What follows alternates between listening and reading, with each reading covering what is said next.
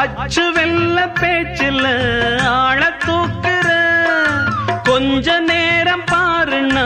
கூலி கேட்கிற துள்ளி போகும் புள்ளிமான மல்ல வேட்டி இருக்குது மாமன் பேசும் பேச்சு கேட்டு வேப்பங்குச்சி நிக்குது பூஜைக்கேத்த பூவிது நேத்து தான பூத்த